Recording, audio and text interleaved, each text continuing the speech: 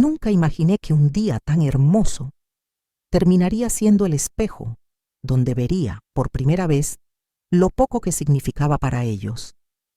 Durante casi toda mi vida, pensé que mi amor y mis sacrificios eran suficientes para mantener unida a mi familia.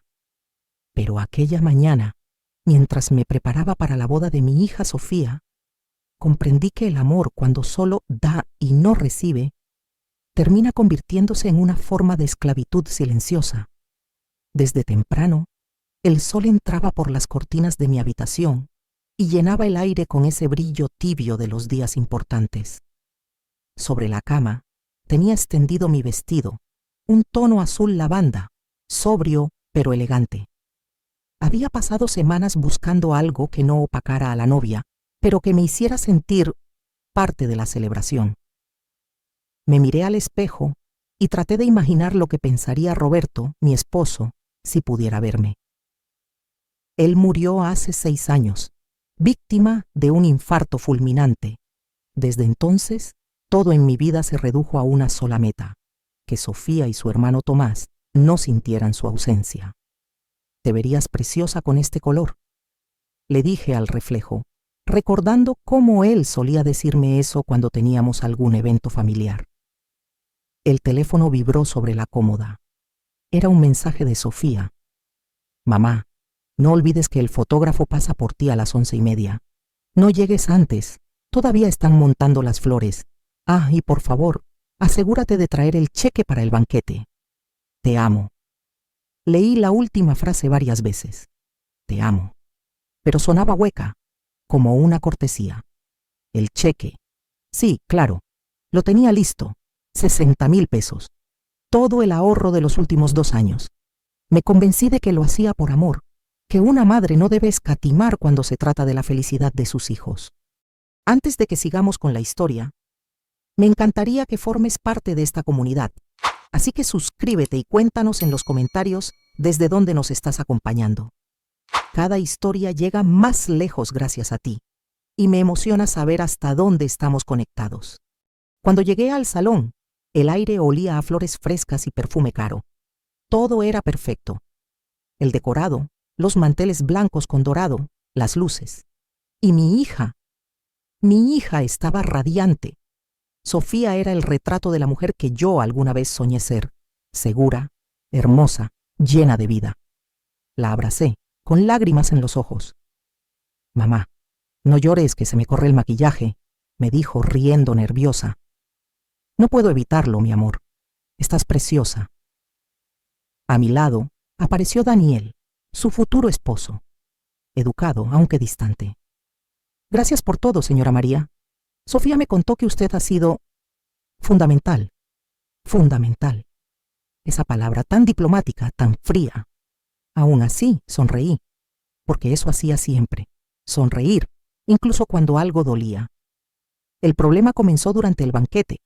A cada invitado le daban una pequeña tarjeta con su nombre para ubicar su lugar en las mesas. Me acerqué al mostrador donde una joven entregaba las tarjetas. ¿Podría darme la mía? Soy María. La chica revisó las bandejas y sonrió con cortesía. «Aquí está, señora». Cuando vi lo que decía, el corazón se me detuvo por un instante. La patrocinadora oficial de la boda. Creí que era una broma de mal gusto. Miré a la chica. «Debe haber un error», dije. «No puede decir eso». «Ay, lo siento mucho, señora, pero todas las tarjetas fueron aprobadas por la novia», contestó. Sentí que el piso se movía bajo mis pies. «Patrocinadora oficial». «No, madre, no familia, solo la que paga». Apreté la tarjeta entre mis dedos, sonreí como pude y caminé hacia mi mesa. Nadie parecía notar mi incomodidad, o quizás sí, pero preferían fingir que no, hasta que escuché una risa ahogada detrás de mí. «¿Ya viste lo que dice la tarjeta de la mamá de la novia?», susurró alguien. «Qué ocurrencia de Sofía». «Bueno, no mienten», respondió otra voz. «Si no fuera por ella, esta boda sería en un jardín con toldo prestado». La risa se me clavó en el pecho como una aguja. Durante el brindis, Sofía y Daniel subieron al escenario. Mi hija tomó el micrófono y habló con una voz temblorosa de emoción. Quiero agradecer a todos los que hicieron posible este día, pero sobre todo a mi madre, dijo, y la gente aplaudió. Sin ella, nada de esto habría sido posible. Literalmente. La palabra literalmente provocó carcajadas. Sofía reía también. Eres la mejor mamá y la mejor inversionista emocional y financiera, añadió entre risas. El público volvió a reír. Yo no. Ese fue el instante exacto en que entendí que para ellos mi amor se había convertido en moneda. No era una madre. Era un cajero automático con apellido. Me refugié en el baño del salón. El espejo me devolvió el reflejo de una mujer que apenas reconocía. Los ojos húmedos, el maquillaje corrido, la espalda encorvada. En ese momento, una voz detrás de mí me sobresaltó. Señora María, ¿está bien? Era Raúl, el fotógrafo, un hombre amable que había trabajado con nosotros varias veces. Asentí, aunque mi voz tembló. Sí, solo necesitaba un momento. Él dudó un instante antes de hablar. Perdón que me meta, pero lo que pasó con la tarjeta y el brindis fue muy feo. No debieron hacerlo. Lo miré sorprendida. ¿Tú también lo notaste? Todos lo notamos, dijo con tristeza. Pero nadie dice nada cuando el chiste viene de la novia. Cuando salí, la música había comenzado. La pista llena, la alegría fingida. Sofía bailaba con su padre. Bueno, con la silla vacía que simbolizaba su ausencia, un gesto que me partió el alma. Pero incluso ese momento, tan íntimo, estaba rodeado de flashes y de aplausos como si el dolor fuera parte del espectáculo. Me acerqué a Tomás, mi hijo menor, que estaba en una mesa con su novia. ¿Sabías de la tarjeta?, le pregunté. ¿Cuál tarjeta?, se la mostré. Su rostro cambió. Mamá, no tenía idea. Te juro que no. Esto es una locura. ¿Crees que fue Sofía? No sé, pero últimamente que está muy metida en lo que dirán, en la imagen, en la gente que la rodea. No escucha a nadie. Tomás me tomó la mano. No te mereces esto, ma. Su apoyo fue un pequeño alivio, pero el dolor ya estaba hecho. Esa noche, cuando todos bailaban y reían, salí al jardín del salón. El aire fresco me devolvió un poco de calma. Miré el cielo estrellado y recordé algo que Roberto solía decirme. El amor no se demuestra con dinero, sino con tiempo y respeto. Había olvidado esa lección. Durante años, confundí darlo todo con ser amada. Y ahora, en la boda de mi hija, entendía que me habían querido solo por conveniencia. Al día siguiente, el silencio de mi casa fue casi insoportable. Sobre la mesa del comedor, el ramo marchito de la boda. El vestido azul lavanda colgado en una percha, aún con el olor del perfume. Y en el bolsillo, la tarjeta con las palabras que me hirieron. Pasé horas mirando aquella tarjeta. Una parte de mí quería romperla, pero otra quería guardarla, para no olvidar. A media tarde alguien tocó la puerta. Era Tomás. Traía una caja en las manos. Te traje esto, ma. Es del salón. Se les quedó junto a tu silla. Dentro había varias tarjetas de agradecimiento de los invitados. Una de ellas, escrita por Sofía, decía: Gracias por todo, mamá. Espero que no te molestara la broma. Todos se rieron mucho. Te amo, una broma. Así resumía mi humillación. Durante los días siguientes me encerré en mí misma, hasta que un martes recibí una llamada inesperada. Era Raúl, el fotógrafo. Señora María, perdón que la moleste. Estoy terminando el álbum digital de la boda y pensé que tal vez quisiera revisar las fotos antes de entregarlas a su hija. Acepté, aunque no entendía por qué. Cuando llegué a su estudio, me mostró la galería en una gran pantalla. En la mayoría de las fotos Sofía sonreía, deslumbrante. Pero había algunas, pocas, donde aparecía yo. En todas mi expresión era la misma, orgullo mezclado con cansancio. Raúl se quedó en silencio un momento, y luego me dijo algo que nunca olvidaré. A veces las cámaras captan lo que las palabras esconden. Esa frase me atravesó el alma. Al volver a casa, supe que tenía que hacer algo. No para vengarme, sino para recuperarme. Pedí la cita con Clara con la mezcla de timidez y decisión que tienen los actos importantes. Llamé desde la cocina, con la harina aún en las manos, y expliqué brevemente el motivo. Quería verla cuanto antes. Clara había sido la abogada de Roberto durante años. La conocía de gestos corteses en funerales y de aquella vez que vino a la casa a revisar papeles después del entierro. No era una mujer fría. Tenía la voz de quien lleva años ayudando a ordenar vidas hechas de papeles y afectos. Su despacho estaba en un edificio antiguo del centro, con escaleras de madera que crujían como si guardasen confidencias. Entré nerviosa, con la libreta metida bajo el brazo y el delantal todavía con unas manchas de harina. Clara me recibió con una sonrisa que hacía la sala menos intimidante. Su mesa ordenada, un portarretratos con una familia no muy distinta a la mía, el aroma a café profesional que venía de una cafetera discreta en la esquina. Me ofreció asiento y, sin más preámbulos, me dijo que le contara todo desde el principio. Le expliqué todo sin pulir los bordes, los préstamos que había hecho a Richard y Pamela, los cheques para la universidad, las transferencias que terminé usando cuando me reclamaban la boda, el detalle de la etiqueta humillante y el brindis que me había atravesado. Hablé de noches en vela mirando estados de cuenta, de la sensación de ser consultora financiera no por vocación, sino por implícita expectativa familiar. Hablé del vértigo de abrir la cartera pensando siempre en resolver el siguiente apuro ajeno. Clara tomó notas con una pulcritud tranquila, sin interrumpirme, y de vez en cuando asentía como quien comprende algo que ha escuchado muchas veces, pero que siempre duele en la voz de quien lo cuenta. María, dijo cuando terminé, nadie te puso esa carga, y ahora tienes la oportunidad de poner orden. Legalmente, no estás obligada a seguir sosteniendo a nadie, ni emocional ni económicamente. Pronunció esas palabras con la claridad de quien sabe que lo legal y lo humano a menudo caminan separados. Luego empezó a explicarme con paciencia las herramientas que tenía a mi disposición, poner los bienes a mi nombre exclusivo para evitar que fuera fácil disponer de ellos desde fuera, cancelar o revisar cuentas mancomunadas que facilitaban transferencias sin control, crear un testamento que reflejara mis deseos reales y, si fuera necesario, establecer un fideicomiso para proteger un capital destinado exclusivamente a mi retiro.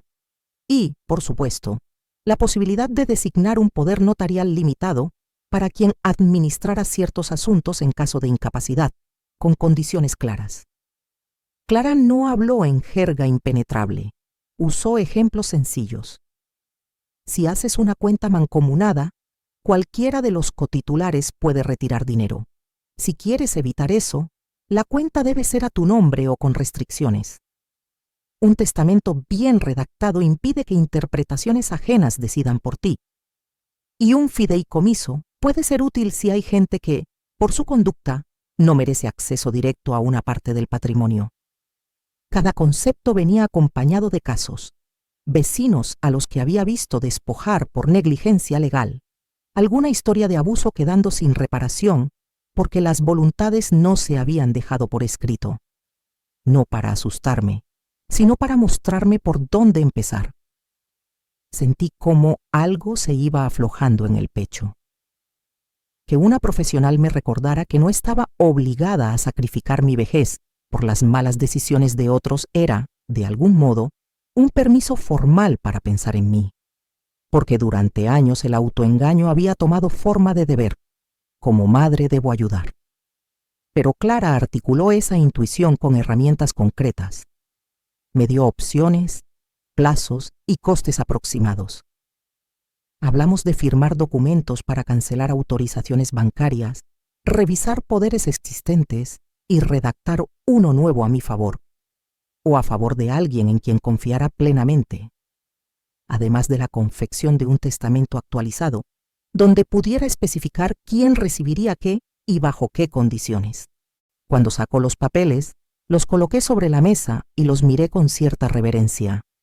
Actas, formularios, cláusulas redactadas en párrafos que hablaban de capacidad y representación ilegítimos.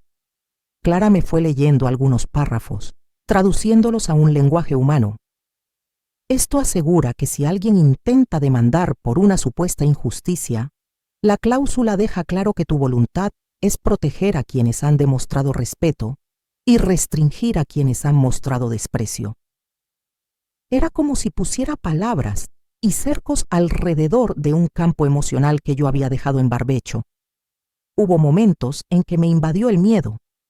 Firmar significaba asumir que ya no estaría disponible para resolver lo de los demás. Temí la reacción de Richard y Pamela. Imaginé gritos, reproches, llantos. Temí sentirme egoísta. Pero Clara me miró con comprensión. El miedo es legítimo, me dijo. Tomar estas decisiones suele generar reacciones, pero no deberías renunciar a tu futuro por evitar un mal momento hoy. Firmé los documentos con manos que temblaban apenas. El bolígrafo raspó el papel y cada rúbrica era un paso hacia una vida que empezaba a ser de mi propiedad. Clara me mostró cómo quedaría la disposición. Fondos bloqueados para mi retiro, la transferencia de la casa a mi nombre único, la cláusula del testamento que requería respeto como condición para recibir ciertas partes del patrimonio, una versión legal del cauticil que Robert había imaginado. Me explicó el procedimiento para notificar al banco, cancelar autorizaciones y registrar el nuevo testamento en el registro correspondiente. Cada trámite venía acompañado de plazos y pequeñas formalidades, y Clara me prometió apoyarme en cada paso. Salí de la notaría con una sensación extraña que mezclaba alivio, miedo y una libertad nueva. El sol pegaba en la calle empedrada, y por un momento me detuve en la esquina para respirar. Sentí el peso del bolígrafo todavía en la mano y junto a él la ligereza de haber tomado una decisión que hasta entonces solo había fantaseado. Había pagado honorarios, no despreciables, pero el precio mereció la inversión, la paz de saber que mis bienes y mi futuro estaban blindados a mi modo. En el camino a casa pensé en la logística inmediata. Avisar al banco, cambiar contraseñas, reunir los certificados que exigían en la oficina registral. Ya imaginé el día en que Tomás y yo iríamos a la entidad a sentar las nuevas cuentas y cómo, mientras tanto, los domingos de pan y charla seguirían como ritual. Llamé a Clara desde la puerta de la notaría para agradecerle y ella me dijo que era mejor ir paso a paso, sin prisas, que lo legal era metódico y el mundo humano impredecible.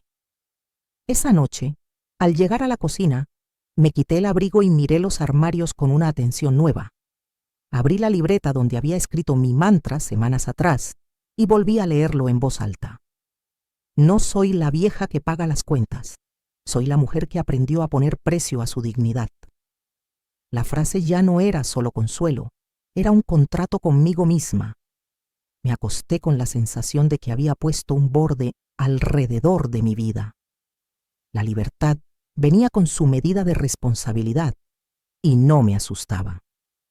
Había dado el primer paso para que el resto de mis decisiones no dependiera de la buena voluntad ajena, sino de mi propia voluntad y de la certeza de que, a partir de ese momento, pensaría en mi presente y en mi retiro con la misma ternura con la que amasaba el pan. Las semanas se estiraron como una tela que se despega lentamente de la pared. Al principio pensé que era la rutina, el ajetreo de la boda, el cansancio. Pensé que Sofía volvería a las llamadas de siempre, pero las llamadas no llegaron. Sus mensajes eran cortos, mecánicos, igual que las felicitaciones de la gente en redes sociales, frases pulidas, fotos perfectas y al final, silencio donde antes había conversación. Aprendí a reconocer el tono, frío, eficiente, como el de quienes piden facturas por email. Me dolía cada notificación que no llevaba más que una palabra amable y nada del calor que había conocido. Una tarde, cuando la luz era pálida y yo revisaba el stock de harinas, el teléfono vibró de nuevo. Vi su nombre en la pantalla y sentí un nudo en el estómago. Otra promesa, otra urgencia. Abrí el mensaje con la esperanza tonta de que fuera solo una foto, un saludo, una anécdota. Apareció un texto breve, sin preámbulos. Mamá, necesito que me transfieras lo del viaje. Daniel perdió el trabajo y ya pagamos los boletos. La precisión de las palabras me golpeó. No un hola, no un ¿cómo estás?, sino la línea recta de una petición que esperaba una cuenta y una autorización. Me quedé mirándola y me vino todo el recorrido de los últimos años, las pequeñas transferencias que fueron creciendo hasta convertirse en norma, las vacaciones que yo pagué para que nadie se preguntara cómo podían costearse, los arreglos que había autorizado porque no quería discusiones. Vi en la pantalla el rostro de mi hija en bodas, en fotos con un vestido perfecto, y al lado el número que pedía a préstamo el presente. Tomé aire antes de responder, como quien prepara una receta y mide la sal con cuidado para que no quede demasiado salada. Respiré y escribí sin prisa, con la voz que ahora me pertenecía. Sofía, no puedo. Ese dinero ahora está destinado a mi futuro. Lo siento. Puse el teléfono boca abajo sobre la mesa y me quedé con las manos vacías, como si hubiera entregado algo que no era mío. No era solo una cuestión de cifras. Era la decisión consolidada que había tomado con la abogada, la misma que me permitió invertir en un horno mejor, pagar un curso de panadería y garantizar que la cafetería tuviera su propio colchón financiero para los meses flojos. Era una elección pensada para que mi vida tuviera estabilidad, no para financiar caprichos ajenos. Las horas se volvieron largas. Me puse a trabajar intentando que la rutina me ayudara a no escuchar el hueco del teléfono. Cabé el pan con la misma concentración con la que había escrito la respuesta. La masa absorbió mi esfuerzo y me dio tiempo. Horneé, empaqué, atendí a los vecinos que vinieron por su pan diario, escuché sus pequeñas noticias, hasta que la noche cayó y el local quedó en silencio. Pasaron horas sin respuesta. Mi cabeza tejió 1000 excusas. A lo mejor estaba en una reunión, a lo mejor el banco no funcionaba, a lo mejor Daniel estaba llamándola a ella y no le daba tiempo. Pero la tinta de la esperanza se fue secando cuando finalmente sonó otra notificación y mi corazón dio un vuelco. Increíble. Después de todo lo que hiciste por mí, ahora te niegas a ayudarme. ¡Qué decepción, mamá! Leí las palabras una y otra vez, como si pudieran transformarse si las miraba con más atención. Había rabia en la sintaxis, un reproche envuelto en mayúsculas de decepción. Sentí que algo en mi costura interna tironeaba, la costura de las expectativas que había alimentado sin querer. No contesté, no porque quisiera herirla, sino porque la respuesta que me pedía, una justificación larga, una serie de pruebas de mi sacrificio, no iba a restituir el respeto ni a reconstruir lo que se había quebrado. Apagué el teléfono con la misma calma con que uno cierra un libro que no quiere volver a abrir por un tiempo. Me senté en una silla detrás del mostrador y dejé que la tarde quedara en el rincón donde guardo los recuerdos, la libreta con la frase que me había dado sostén, las fotos, la masa madre en su frasco burbujeando con vida. Lloré. No fue un llanto grandilocuente ni teatral. Fue una liberación íntima, con sollozos que se ahogaban en la gargantilla de un delantal. No lloré por el dinero. Lloré porque, en el fondo, comprendí con una claridad atroz que mi hija me había querido como madre en la forma de una proveedora inagotable. Que su amor, o su forma de entender el amor, había estado ligado a la disponibilidad de mi cuenta, a la certeza de que siempre habría un giro bancario para apagar inconvenientes. Y eso era un vacío enorme, una revelación que dolía más que cualquier insulto. Mientras las lágrimas corrían, me vinieron escenas a la memoria. Noches enteras contando billetes para poder dar, llamadas con explicaciones promesas que hice sin pensar. Recordé los pagos pequeños que se convirtieron en costumbre y la pérdida de sí misma que se disfrazó de generosidad. Sentí la distancia entre lo que yo creía haber dado y lo que realmente había recibido a cambio. Una mirada que esperaba siempre un recibo. Pero la tristeza tuvo otra cara. Me permitió ver también lo que había logrado. A través del dolor distinguí un hilo nuevo que me conectaba con mi propio valor. Haber decidido que mi vejez no sería una sucesión de rescates ajenos. Haber puesto en pie un proyecto que me devolvía propósito. Haber aprendido a decir no sin perder la ternura. Lloré por aquello que perdí. La entrega incuestionada, la inocencia de creer que el amor sería siempre recíproco. Y lloré también por lo que gané, la claridad, la posibilidad de elegir. Esa noche cerré la cafetería con pasos más lentos, pero con una certeza firme. No era rencor lo que me impulsaba, era la convicción de que no debía permitirme ser reducida a una cuenta corriente. Hice una lista breve de prioridades: facturas, compras esenciales, inversiones en el negocio y algo para emergencias. De todo eso, saqué una idea que me dio alivio. Mantener un fondo para imprevistos que, en ningún caso, sería usado para sostener un estilo de vida a costa de mi salud emocional. Fue un gesto pequeño, pero simbólico, convertir una de mis decisiones en promesa tangible. Al día siguiente, seguí con mi trabajo. Me concentré en la masa, en la gente que quería conversar por un pan, en las manos jóvenes que aprendían a amasar. No borré a Sofía de mi vida, simplemente reajusté el lugar que ocupaba en ella. La maternidad no dejó de doler, pero dejó de ser el eje que definía mi bienestar económico o mi sentido de ser. Aprendí a ocupar el centro de mi propia trama.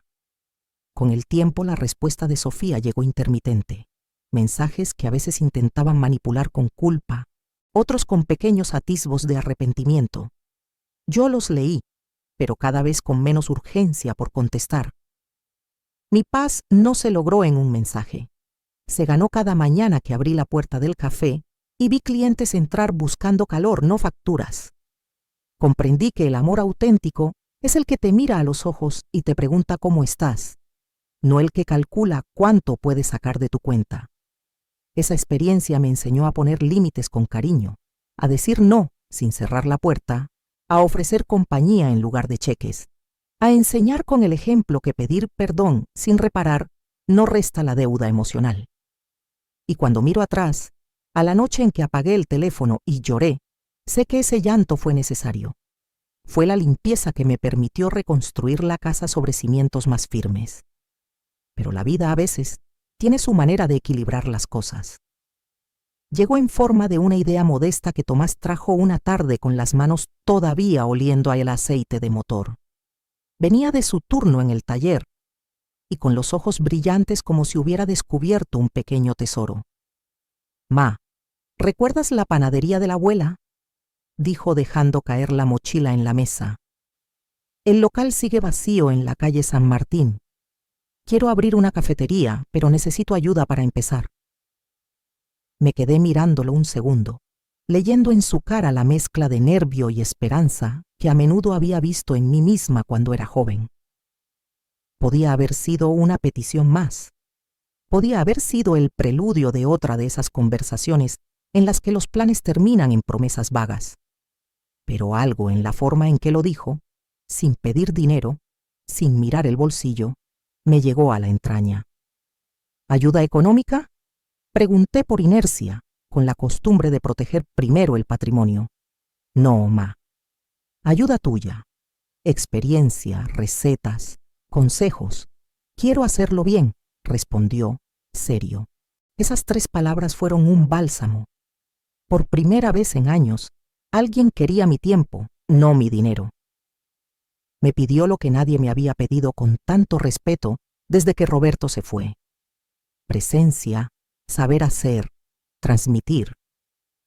Le vi la sinceridad en los ojos y comprendí que era una invitación para volcar en algo distinto todo lo que había aprendido en la cocina de mi madre, en las madrugadas de pan y en los cumpleaños de barrio. Nos pusimos a trabajar como si hubiéramos recuperado un oficio perdido. No fue instantáneo.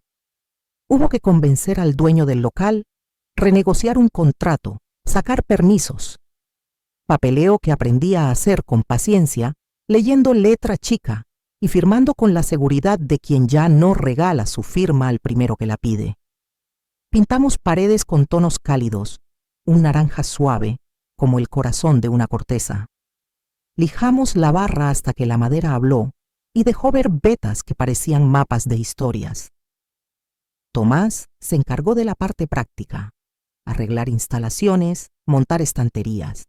Yo me encargué de la forma, el calor del horno, las recetas, las proporciones que llevan memoria y no solo ciencia. No faltaron tropiezos. La primera tanda de panes quedó demasiado densa. O el horno no estaba bien calibrado, o nos faltó el vapor necesario. Nos reímos de nervios, abrimos las ventanas y hablamos hasta tarde de cómo ajustar el tiempo y la temperatura. Ensayamos croissants durante una semana. Cada mañana nos levantábamos con las manos en la masa y cada tarde corregíamos, anotábamos, volvíamos a probar. Fue un aprendizaje colectivo. Tomás aprendió a medir. Sofía vino algunos días a ayudar y a traer tazas de café para mantenernos despiertos, y yo reencontré la disciplina que Roberto tanto admiraba en mí. Las recetas vinieron con nombres y con voces. Saqué del fondo de un cajón la libreta amarillenta de la abuela. Letras torcidas, manchas de aceite y tinta, instrucciones a medio decir que solo el tiempo podía terminar de explicar. Recuperé la receta de pan de campo, la de los bollos con miel, la de la miga que no se apachurra. Añadí algo mío, una masa madre que llevaba años en un frasco en la heladera, vibrando con vida, y que le dio personalidad al pan. Probamos mezclas de harinas, incorporamos semillas que trajeron los vecinos, volvimos a la levadura lenta porque la prisa nunca ha hecho buen pan. Cada semana organizamos una mañana de prueba. Invitábamos a unos pocos vecinos a venir a degustar, a comentar, a no pagar nada si no querían. Era nuestra forma de ensayo clínico doméstico. La gente empezó a presentarse. Doña Marta de la sastrería trajo mermelada casera para acompañar. El señor Héctor, jubilado de la panadería de la esquina, aportó un consejo sobre el vapor. Una pareja joven que pasaba todos los días con su perro se quedó y propuso la idea de hacer música una tarde al mes. Esas voces, esas manos, fueron curando algo más que recetas. Tejieron comunidad. Elegir el nombre fue un ritual. Queríamos algo que hablara de raíces y de dulzura, de herencia y afecto. Dulce Raíz surgió una noche mientras barríamos la harina que había volado por todos lados. Sonó justo, como el apellido de una familia que decide volver a las cosas que importan. Lo encargamos en un letrero de hierro con letras sencillas y lo colgamos sobre la puerta con orgullo humilde. Hubo decisiones prácticas. Diseñamos un menú pequeño, honesto. Café de origen local, preparado con cuidado. Panes rústicos, bollería de manteca, unas pocas tartas caseras y, en el mediodía, sándwiches con pan de masa madre. Nada de extravagancias, todo pensado para que la calidad se notara en cada bocado. Mi mano se metió en cada combinación. Un brioche para desayunos lentos, un pan de centeno para quienes traían sus propias conservas, un bizcocho con limón para el té de la tarde. Pusimos platos para compartir, porque la comida se disfruta más cuando se comparte. La inauguración no fue una fiesta ostentosa, sino una mañana en la que, al abrir, sentí que todo el esfuerzo se había metamorfoseado en algo tangible. La puerta chirrió. El primer cliente entró con el abrigo aún húmedo por la lluvia, y el olor a pan recién hecho llenó el aire como una promesa cumplida. Tomás estaba detrás del mostrador con una sonrisa que le llegaba a los ojos. Yo acomodaba las bandejas y veía cómo la gente se detenía en el umbral, olfateaba sin prisa y con una expresión de complicidad pedía un café y un pan, por favor. Hubo invitados, vecinos, amigos de siempre, algunos que habían ayudado en las pruebas y, sin pretensiones, gente que había oído hablar del lugar por el boca a boca. Al mediodía la pequeña sala se llenó de conversación. Unos hablaban de la política del barrio, otros cambiaban recetas. Una mesa se formó donde un grupo de estudiantes leía en voz alta fragmentos de un libro y reía. Hubo aplausos cuando, en un gesto que no planeamos, alguien dijo: «Brindemos por la panadera», y la frase nos llegó como un regalo. Sentí algo que creía perdido: orgullo de verdad. No ese orgullo amargo que se alimenta de comparaciones, sino un orgullo que nacía de hacer algo bien hecho y compartido. Cuando vi entrar a Raúl con una cámara colgada al cuello y a Sofía posar tímidamente con un delantal, supe que la vida había vuelto a ofrecernos un escenario distinto, uno donde el trabajo y la alegría podían convivir sin mediaciones dañinas. Yo estaba en mi elemento, manos en harina y sonrisa en el rostro, Tomás moviéndose con eficacia, Sofía recogiendo tazas con una diligencia nueva. Éramos un equipo pequeño, imperfecto, pero nuestro. Al final del día, cuando guardamos la caja registradora y apilamos las cajas de pan vacías, me senté un minuto en la escalera trasera y cerré los ojos. El cansancio me llegó en forma de satisfacción. Recordé la palabra que había escrito en la libreta: dignidad. Y la sentí no como concepto abstracto, sino como textura en mis manos, la masa suave, la corteza crocante, la sonrisa de alguien que dijo gracias y lo dijo con todo el corazón. Dulce Raíz era más que un negocio, era la materialización de una decisión. Dejar de ser un receptáculo de demandas y ser de nuevo una creadora. Habíamos devuelto al pan su sentido originario: alimentar, unir, calentar. Y en ese gesto cotidiano encontré la justicia más simple y hermosa. El equilibrio no siempre cae en forma de castigo para los culpables. A veces se construye con cuidado y se muestra con panes calientes en una mesa comunitaria. 2 meses después de la boda, cuando ya el eco de la música y las luces se habían disipado en la memoria, Sofía apareció en la puerta de la cafetería. Era una tarde de esas en que el sol se filtra perezoso entre las cortinas y deja el aire suspendido, lleno de motas doradas. Yo estaba detrás del mostrador limpiando unas tazas cuando la vi cruzar la calle con paso vacilante.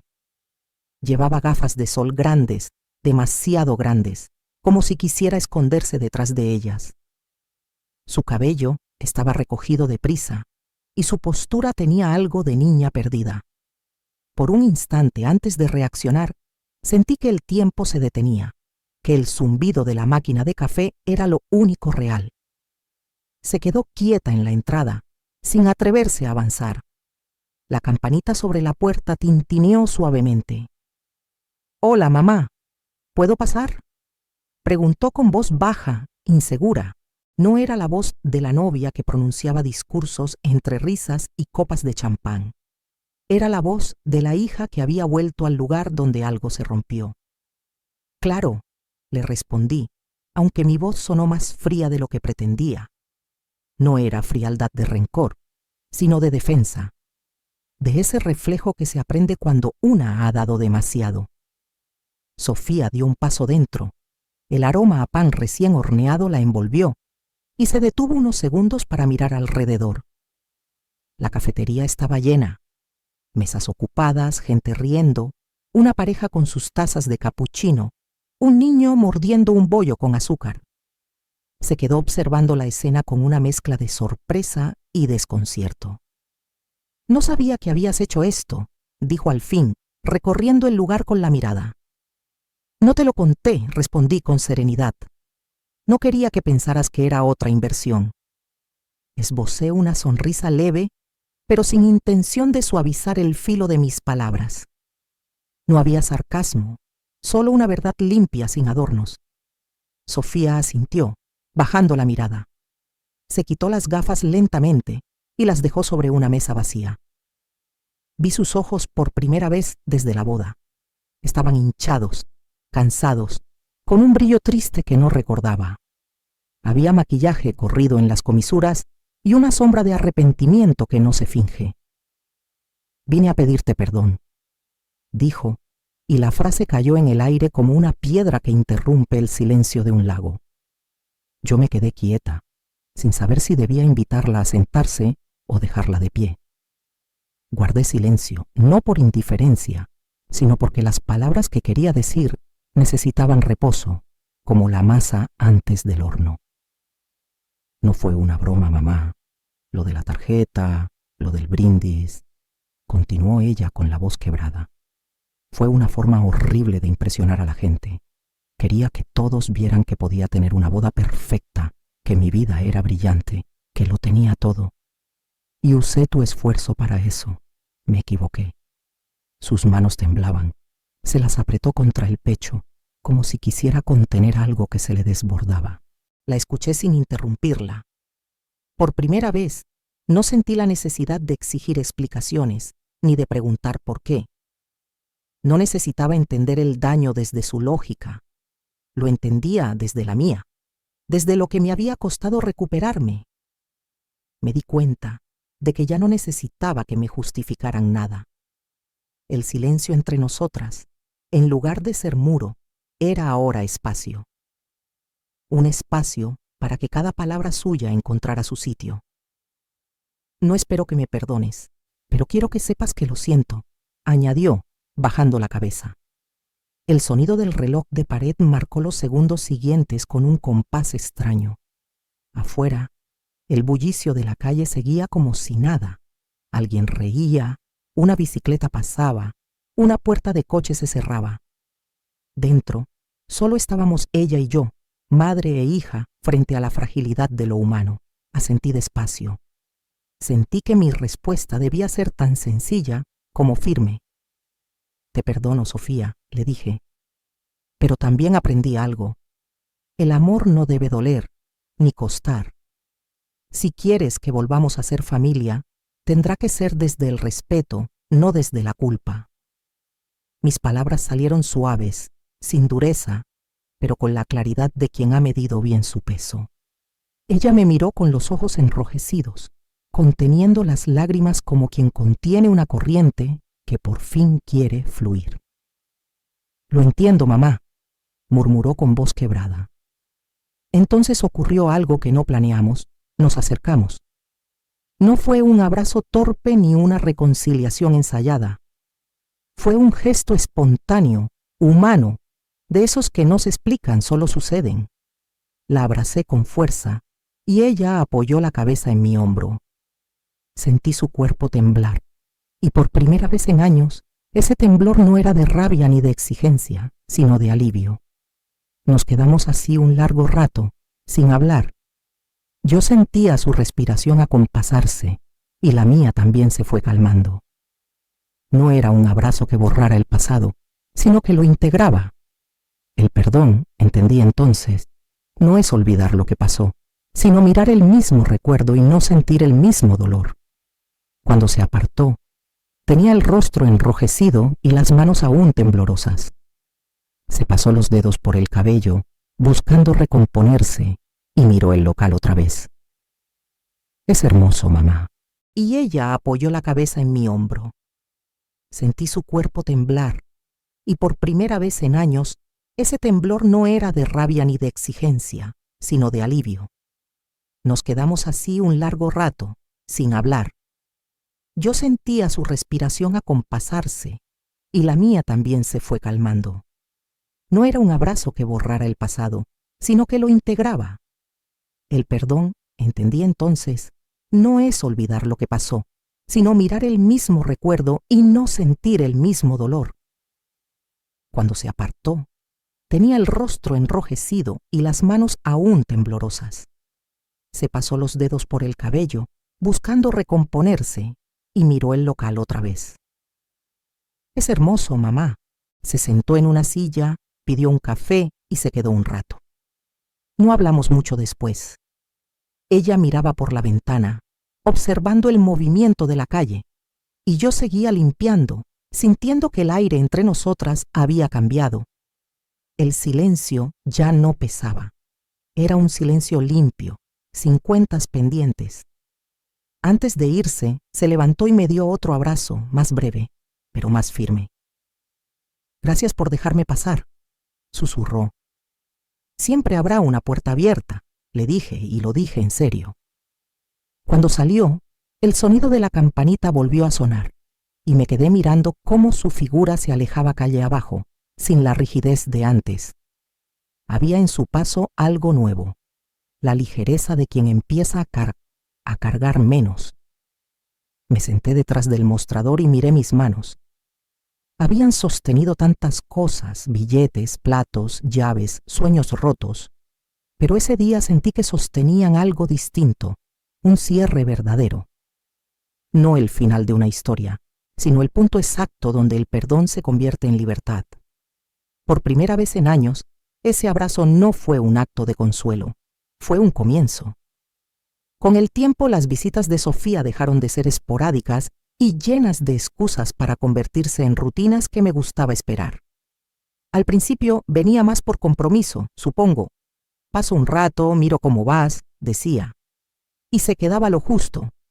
Luego empezó a quedarse más tiempo. Venía por la tarde cuando el horno ya había hecho su trabajo y quedaba un rato tranquilo para conversar sin prisas, y se quedaba hasta cerrar. A veces entraba con una bolsa de ropa para donar, otras con una receta encontrada en una libreta vieja que quería probar. Siempre con las manos ocupadas en algo, ya no con las manos abiertas esperando que yo las llenara. Aprendió a amasar como quien aprende a escuchar. Primero con torpeza, luego con interés. La primera vez que le enseñé a reconocer el punto de la masa, ese momento en que deja de pegarse en los dedos y responde al estirón. Hizo una mueca, como si el cuerpo le recordara otra forma de trabajo, una que no tenía que ver con imágenes, ni likes, ni con mediciones de cuenta bancaria. Así, preguntó con el delantal manchado de harina, y yo pude ver en su cara la mezcla de curiosidad y de miedo a equivocarse. Le mostré cómo doblar la masa, cómo hacer los pliegues que atrapan el aire, y ella repitió mis manos como quien repite una lección de infancia, con respeto y sorpresa. Aprendió a esperar. Eso fue lo que más me sorprendió. Antes Sofía quería respuestas inmediatas, soluciones que se compraran con tarjetas. Ahora venía a comprobar si había dejado que la masa creciera el tiempo suficiente. Se quedaba mirándola en el bol con la expresión que yo tanteé tantas noches de desvelo por mis hijos. Una mezcla de ternura y de no saber qué hacer con tanto futuro por delante. Le expliqué por qué nos empuja la masa, por qué se respeta el levado. Me vio hacerlo y en silencio empezó hasta a entender que no todo sirve para acelerarlo todo. Reíamos mucho con Tomás. Él, que era práctico por naturaleza, encontraba la manera de poner humor en lo cotidiano. «Mamá, si la masa tuviera currículum, pondría experiencia en estiramientos». Sofía reía, y en esa risa yo sentía cómo se relajaba la coraza que la hacía urgente y superficial. Trabajaban juntos, Sofía preparando las bandejas, Tomás vigilando el horno, yo mirando y corrigiendo con esa paciencia que la vida me había enseñado. Había ternura incluso en las correcciones. «Más presión en la punta. No te culpo de que la masa sea tímida», le decía yo, y ella me devolvía una sonrisa que no buscaba aprobación sino complicidad. Poco a poco, volvimos a construir algo.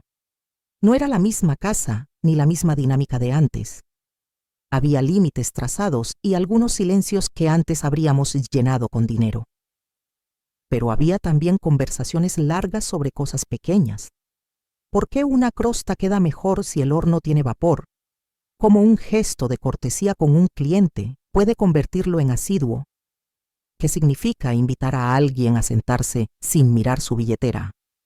Sofía empezaba a escuchar historias de los clientes y a responder con interés genuino.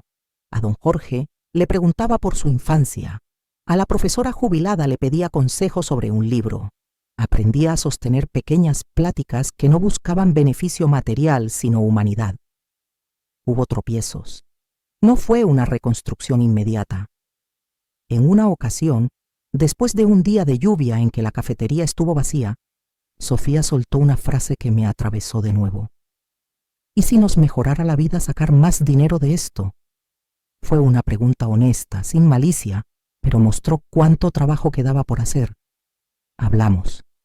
Le expliqué lo que significaba para mí que este lugar fuera un refugio, no una maqueta comercial. Le explicó sin reproches que había una diferencia entre buscar sostenibilidad y convertir todo en producto.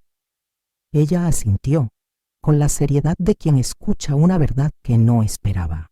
Un momento que recuerdo con cariño fue una mañana de invierno. Entró una madre con su niño, agotada, y dejó caer la bolsa con pañales en una mesa. Sofía, sin pensarlo, preparó un chocolate caliente y le ofreció un croissant. No hubo discusiones sobre pago. La mujer solo sonrió, agradecida. Vi a Sofía observar la escena y sentí que algo en su mirada se movía. La comprensión de que dar puede ser distinto cuando no hay cuentas de por medio. No todo gesto tenía que descargarse en la tarjeta de crédito.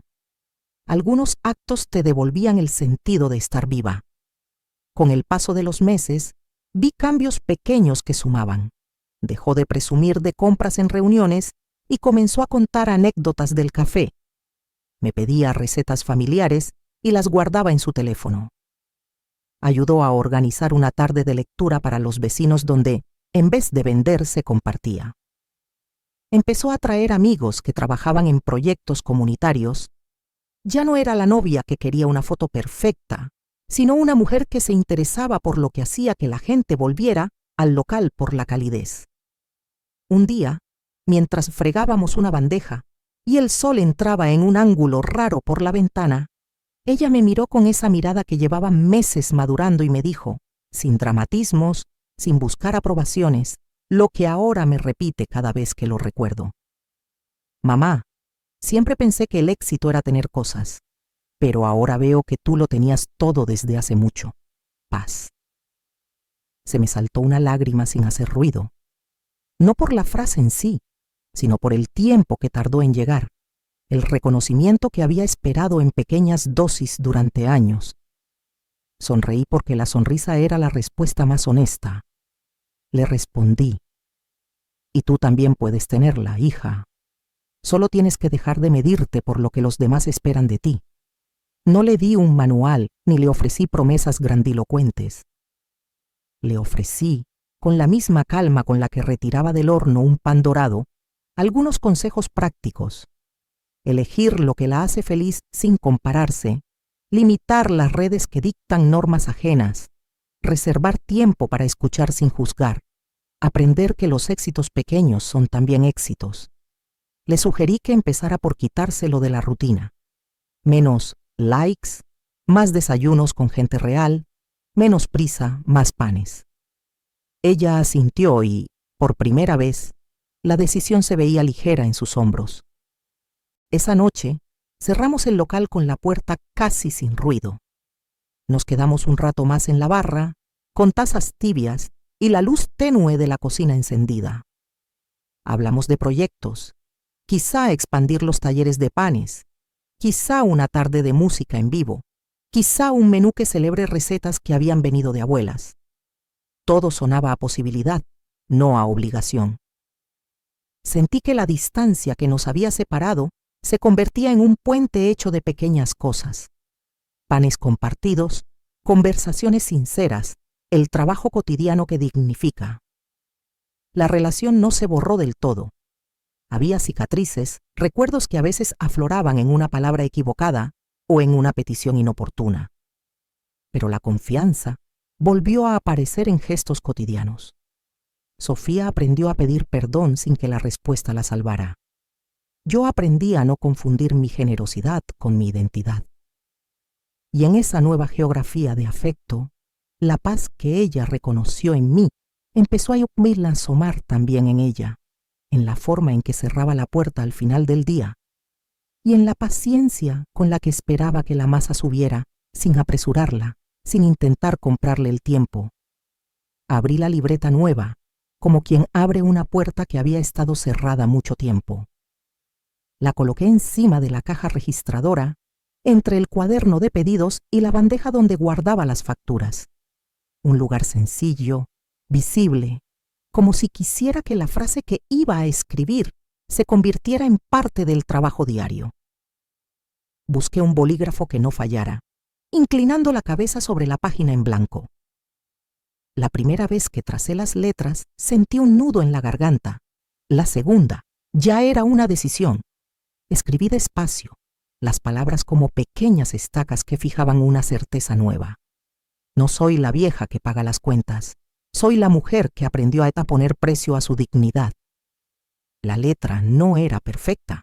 Tenía la caligrafía de los años de prisa y de las libretas de mercado, pero en cada trazo había una intención, que esa frase no se fuera con la corriente de los días.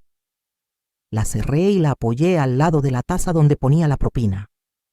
La libreta no era un altar, era una herramienta, y desde ese día se volvió mi ancla. Al principio la repetía en voz baja, como quien se aprende una canción para no olvidar la letra. Luego la repetía en la cabeza, en la fila del banco, cuando el cajero me miraba con condescendencia, en una cena donde un pariente hacía un comentario sobre lo que dejaba papá, en el teléfono cuando Sofía pedía con urgencia otra transferencia. La frase tenía el poder de detener la reacción automática, esa prisa por justificar, por ofrecer, por pagar para aplacar, y colocar en su lugar una pausa consciente. Poner precio a mi dignidad no significaba mercar afecto, significaba reconocer mi valor y decidir en qué lo invertía. Era aprender a asignar recursos, tiempo, dinero, energía, con la misma responsabilidad con la que medía ingredientes en mis recetas. Hubo pequeños ensayos que probaron esa resolución. Una mañana llegó un mensaje de Sofía pidiendo ayuda para una emergencia, que no lo era tanto. Apreté la libreta entre los dedos y respiré. Contesté con calma. No puedo hacerlo ahora. Hablemos mañana. Otras veces fue un conocido que, con tono amable, suponía que mi casa estaba disponible para que la rediseñaran y vendieran. Le expliqué que mi casa era mi refugio y que no formaba parte de planes financieros ajenos. No fue una guerra de palabras. Fue una sucesión de cierres de puerta con educación, y en cada uno la frase me ayudó a no retroceder. Un día, cuando el otoño empezaba a pintar las mesas con hojas diminutas, Raúl llegó con las manos enfriadas y una caja protectora. Siempre llegaba con una excusa, una tarjeta de memoria, una pregunta sobre la iluminación. Esta vez traía una foto enmarcada que había encontrado entre las tomas descartadas. Una imagen mía mirando hacia la pista de baile en la boda, con las luces de la sala reflejadas en mis ojos. Era una foto sobreexpuesta en algunos planos, imperfecta para la galería tradicional, pero extrañamente exacta. La encontré entre las que no entraron. Me dijo, mientras la dejaba sobre la mesa: creo que muestra a la verdadera protagonista de esa noche. Miré la fotografía con esa mezcla de curiosidad y recelo que siento cuando me muestran un reflejo inesperado. En la imagen no había la etiqueta ridícula, ni las risas enlatadas del salón. Había una mujer de pie, aparentemente frágil, pero con una mirada que recogía luz. No era una mirada de víctima, era la de quien atisba algo que todavía no tiene nombre. Raúl me contó que, mientras revelaba, se había detenido en esa toma porque le parecía que había algo en mis ojos que no aparecía en las fotos perfectas de la boda. Algo que hablaba de resistencia. Sentí por primera vez que la fotografía me regalaba la posibilidad de verme con los ojos de otro, no como la que debía pagar, sino como la que presencia, resiste y aprende. Colgarla fue una decisión íntima. La puse en la pared junto a recetas manuscritas de mi madre, a una nota doblada con una lista de ingredientes de pan, a una postal de la costa que Tomás me trajo un verano. No la colgué al nivel de un monumento, sino al de una cocina, accesible, cotidiana, visible para quien quisiera leerla. La pared, con el tiempo, se convirtió en algo así como un pequeño museo de nuestra vida. Clientes que vienen siempre se detienen frente a la foto y preguntan por la historia. No lo cuento como catarsis ni como espectáculo. Lo relato como recuerdo y lección. La chica que hizo la tarjeta y el brindis representa un pasado del que aprendí, no una herida que me defina. A veces un niño señala la foto y pregunta por la mujer, y Sofía le explica que es su madre, la que hace el pan. La mirada limpia de un niño da la medida de cuánto ha cambiado la narrativa pública sobre mí. La frase en la libreta se convirtió en un ritual. La leía por la mañana antes de abrir la puerta. La releía si alguna conversación se volvía exigente. La repasaba en voz baja si sentía que arrastraba culpa por no ceder. No fue un mantra mágico, pero sí una brújula. Me ayudó a transformar la rabia en decisión, la pena en proyecto. Desde aquel momento, decidí invertir en cosas que alimentaran mi vida. Mejorar el horno, tomar un curso de panadería avanzada, pagar a Tomás un sueldo justo por su ayuda.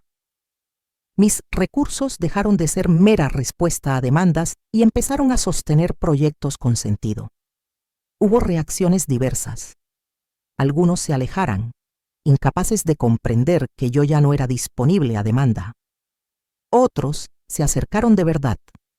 Clientes que vinieron a aprender a hacer pan, vecinos que trajeron recetas antiguas, Sofía que dejó de pedir y empezó a participar.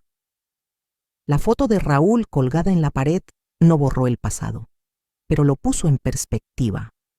Nos recordaba de dónde veníamos y cuánto habíamos construido. Hoy, cuando paso la vista por el mostrador y veo la libreta abierta con la frase en la primera página, siento un pulso de gratitud. No por haber ganado algo contra alguien, sino por haber recuperado el derecho a decidir sobre mi vida.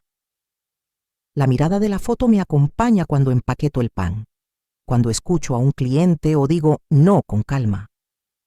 Me recuerda que la dignidad no es un título que otros te conceden, sino el precio que tú misma determinas cobrar por tu bienestar. Y cada vez que alguien entra, me siento un poco más protagonista de mi propia historia. A veces por las tardes, cuando la luz del atardecer pinta de miel las mesas y el último cliente se marcha con su vaso vacío y una sonrisa, Sofía llega con Daniel y nos ayuda a cerrar el local. Es un ritual sencillo. Bajamos las sillas, apilamos las tazas, limpiamos las mesas con un paño húmedo que arrastra migas y crema derramada. Apagamos algunas luces y dejamos otras tenues, como si el café quisiera dormir despacio. El sonido del agua en el fregadero, el tintinear de las cucharillas y las voces lejanas de la calle componen una pequeña banda sonora que siempre me calma.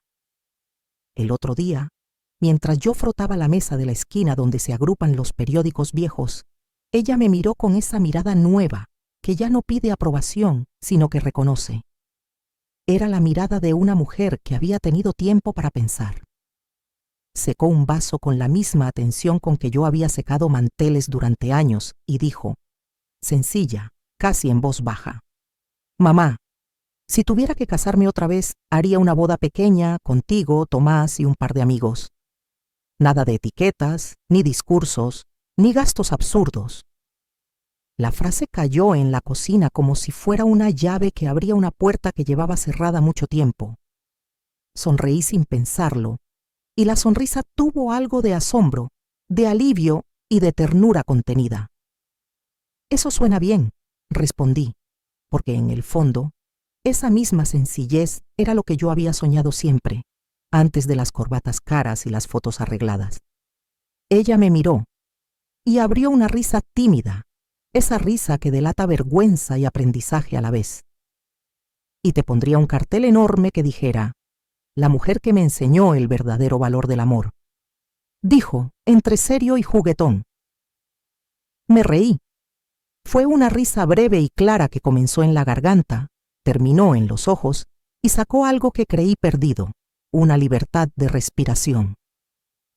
Reímos las dos al mismo tiempo. Daniel, que estaba recogiendo platos cerca del horno, nos sonrió y secó las manos en su delantal, como quien celebra un triunfo pequeño pero verdadero. Tomás apareció por la puerta con una caja de pan aún caliente. Al vernos reír, dejó la caja en la mesa y se acercó para formar ese círculo improvisado que ya no necesitaba palabras largas para entenderse.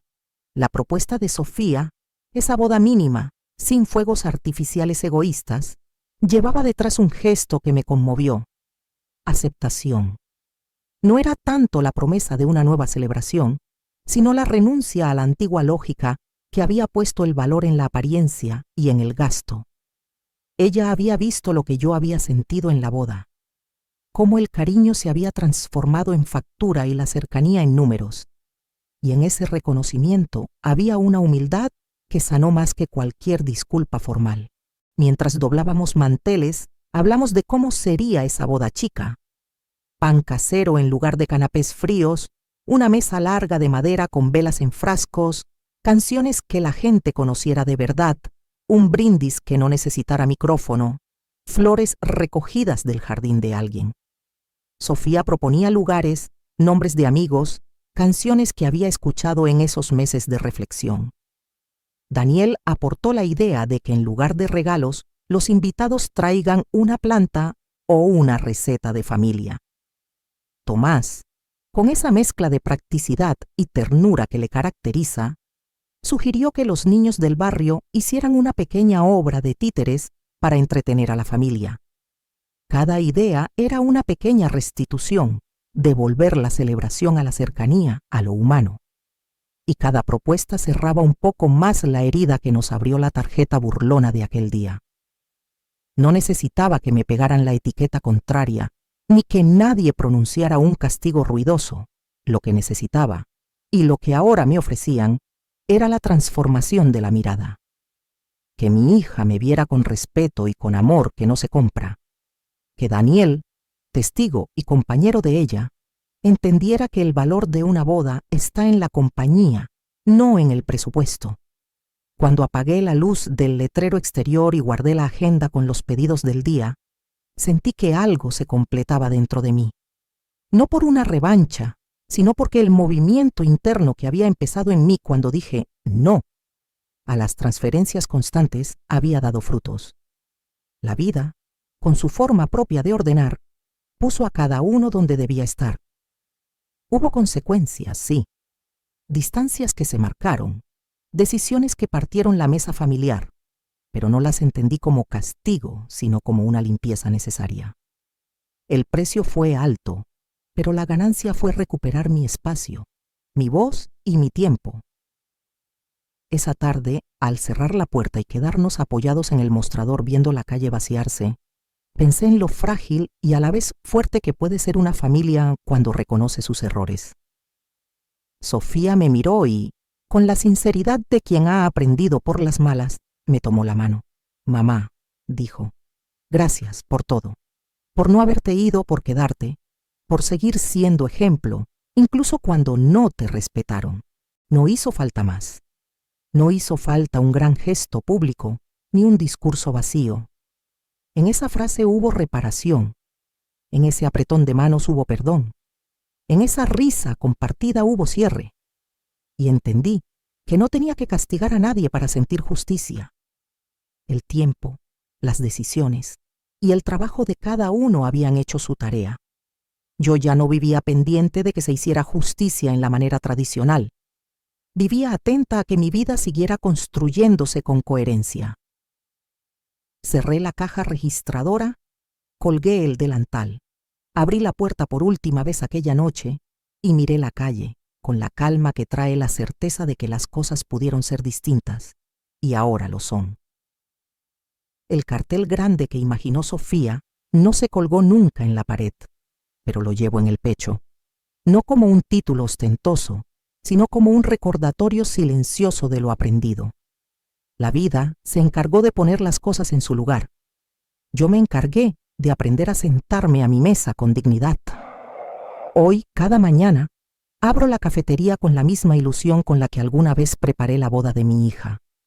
Es una ilusión distinta, más serena, menos necesitada, pero la sensación en el pecho es la misma, ese hormigueo dulce que anuncia algo bueno. Voy con la llave en la mano, empujo la puerta y lo primero que hago es girar el cartel de cerrado al otro lado, abierto. Es un gesto pequeño, casi mecánico, pero aún así me hace sentir dueña de mi tiempo y de mi espacio. Antes, abrir la puerta de casa significaba abrir la posibilidad a una nueva demanda.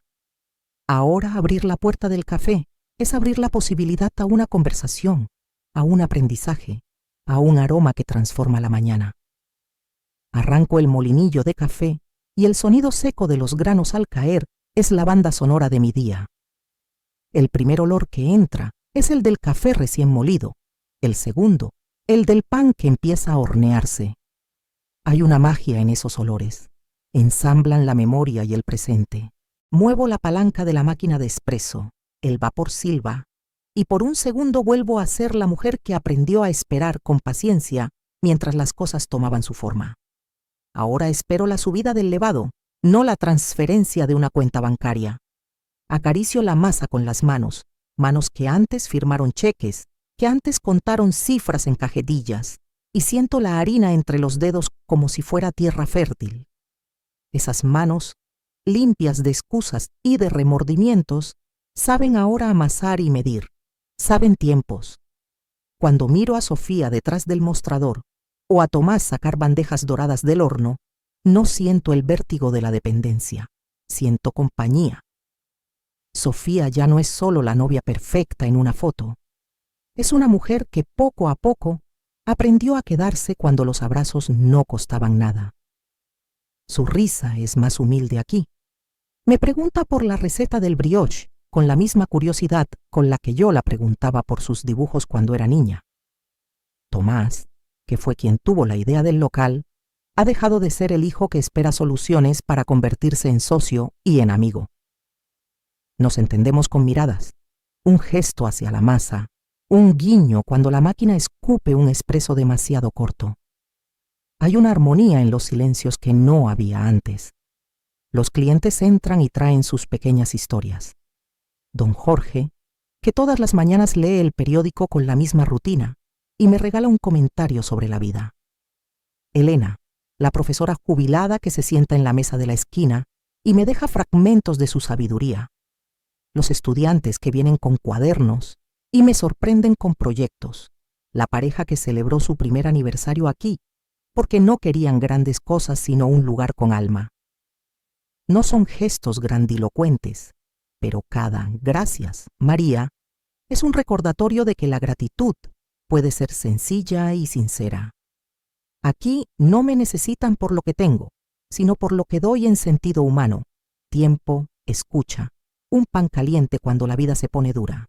A veces doy un taller de pan los sábados. Clientes que empezaron siendo pasajeros se quedan, ensucian sus manos y se sorprenden de cuánto calma da amasar. Les explico, como me lo explicó mi abuela en otras vidas, que el secreto no está en la receta, sino en la atención. Les digo que la masa es como una relación. Necesita ingredientes buenos, honestidad, temperatura adecuada, tiempo y la paciencia para dejarla crecer. Les hablo de puntas y pliegues, de cómo marcar con el cuchillo no es un acto de violencia sino una invitación para que la forma respire en el horno. Mientras hablo, veo en sus ojos pequeñas epifanías. Alguien entiende que lo que estaba pidiendo en la vida no era una solución material, sino un lugar donde ser recibido con calor. El pan es una metáfora que me acompaña todos los días y me da palabras para explicarme a mí misma. Mezclar harina y agua es como juntar los deseos y las decisiones. No basta con desear que alguien cambie. Hay que remover, integrar, insistir. Amasar es el trabajo honesto que transforma la materia prima en estructura. Es amor que se hace rutina, es repetición que no embota sino que enseña. Dejar reposar la masa es aprender a no empujar todo ahora mismo. Esperar no es renuncia, respeto por los tiempos ajenos y propios. Meterlo al horno es comprometerse. Sin calor, la masa no se convierte en pan, y sacar el pan y dejarlo enfriar, esa parte que muchos olvidan, es la paciencia de aceptar que lo logrado necesita asentarse antes de consumirse. He aprendido que el amor verdadero no se compra ni se mendiga, se edifica con actos pequeños que, acumulados, sostienen una vida. Antes creía que demostrar amor significaba cubrir carencias económicas, resolver problemas con una transferencia, con una cuenta resuelta. Hoy sé que una transferencia puede solucionar un apuro, pero no construye respeto. El respeto se gana con presencia, con coherencia entre palabra y gesto, con el coraje de poner límites cuando hace falta. Aquí, en esta barra de madera, mis límites se traducen en que no doy a crédito hasta que conozco a la persona, en que no permito que mi tiempo sea robado por exigencias constantes, en que atiendo a quien me mira a los ojos y escucha. No es dureza, es autovaloración. A veces me pregunto qué habría pasado si en aquel salón, donde se burlaron de mi tarjeta, hubiera respondido con ira. Quizá habría perdido a Sofía para siempre. En cambio, elegí la estrategia del silencio activo. Me guardé el orgullo para construir algo, no para destruir. Hay una satisfacción tranquila en saber que mi respuesta fue crear un lugar, crear oportunidades para quienes me rodean, crear hábitos que son refugio. No fue una venganza, fue una reconstrucción. Y la reconstrucción, como el pan, requiere manos que sepan medir y corazón que se deje sorprender. Cuando cierro por la tarde, después de recoger las tazas y barrer las migas, me detengo frente a la pared donde Raúl colgó la fotografía que tomó el día de la boda. Yo mirando la pista, con una expresión en la que caben muchas verdades. Antes esa foto me dolía. Hoy la miro y veo una advertencia convertida en lección. La enmarca mi historia, pero no me define. La foto recuerda el punto de partida. La cafetería demuestra el camino tomado. Soy María, y cada vez que aliento el horno y escucho el tic-tac del reloj, recuerdo que aprendí a ver mi valor sin pedir permiso. He aprendido a decir no con ternura y a decir sí con plena libertad. He aprendido que dar no es sinónimo de perder, es sinónimo de elegir a quién y cómo se entrega. Y cuando veo a Sofía traer una bandeja con croissants y a Tomás cerrar la puerta con la misma alegría con la que yo puse el vestido lavanda aquella mañana, sé que la historia tuvo un propósito.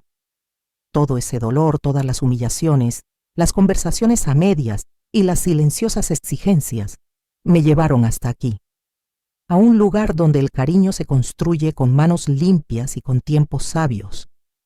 Por eso cierro la libreta con la que apunto pedidos y pensamientos y a veces escribo una frase para no olvidarme.